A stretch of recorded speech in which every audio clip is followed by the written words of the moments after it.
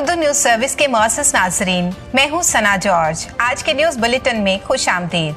सबसे पहले आपको बताते हैं, एक नई तहकीक के मुताबिक जुलजता पहाड़ के नीचे पाक संदूक पर यीशु मसीह मसलूब का खून दरियाफ्त कर लिया गया है। जराये के मुताबिक रॉन वाइट ने अहकाम से इजाजत लेकर इस पहाड़ की खुदाई का काम शुरू करवाया, इसलिए क्योंकि इसके रडार के मुताबिक इस पहाड़ के नीचे 18 फुट बड़ी चट्टान मौजूद थी। लेकिन हुआ कुछ यूं के मजदूर जो खुदाई के काम पर लगाए गए थे, खुदाई करते करते डर के मारे अचानक भाग निकले, क्योंकि उन्होंने वहां जो नजारा देखा वो नाकाबिले बयां था।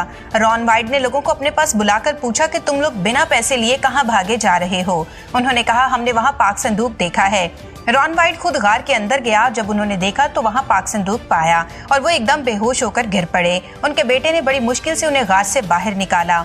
अगली बार रॉन वाइट दोबारा इस गार में उतरे और उन्होंने दोबारा पाक संदूक को देखा तो बताया कि जब उन्होंने इस संदूक को करीब जाकर देखा तो 4 फरिश्ते इसके चौगेद पहराजन थे।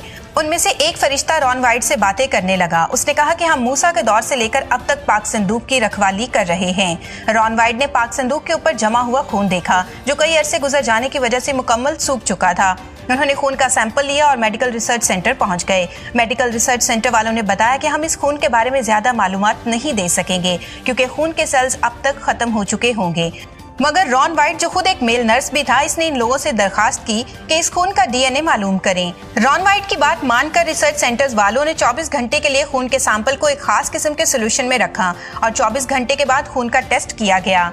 नताइज मालूम होने पर उन्हें एक अनोखी बात पता चली। उन्होंने रॉन वाइट को बुलाया और बताया कि इस खून के सेल्स अभी तक मरे नहीं, बल्कि ये खून अभी भी जिंदा है। जब उन्होंने डीएनए की जांच की तो ये जानकर और भी ज्यादा हैरान हुए, क्योंकि एक आम इंसान के खून में 23 जोड़े क्रोमोसोम्स होते हैं, जिसमें से आधे माँ के और आधे बाप के होते हैं, मगर इस खून में सिर्फ 23 क्रोमोसोम्स ही पाए गए। ये बात जानने के बाद रॉन वाइट को और भी ज्यादा यकीन हो गया कि ये मसीह यीशु का खून है, जो इंसानी इरादा से नहीं बल्कि खुदा की मर्जी से मुकद्दस मरियम के बतन से पैदा हुआ।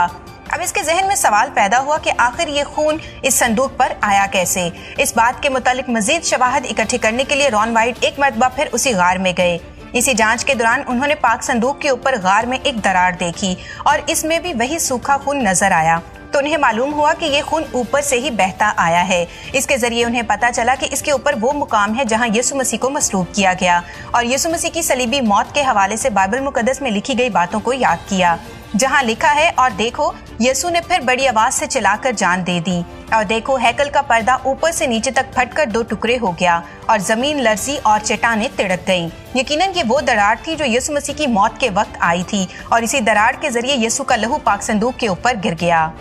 इस किताब को पढ़ने के बाद रॉन वाइट ने ये जाना कि ये खुदा की मर्जी हो सकती है कि यिर्मयाह नबी के जरिए पाक संदूक को इस गार में छुपाया हो, जिस पहाड़ पर मसीह यीशु को मसलूब होना था, और इस लहू का पाक संदूक पर गिरना सब मसीहियों की गुनाहों से निजात का मुंह बोलता सबूत है। 3 अप्रैल 2022 को पोप फ्रांसिस ने माल्टा के अपने दौरे के दौरान कहा कि तारकीन वतन और पनाह गजीन महज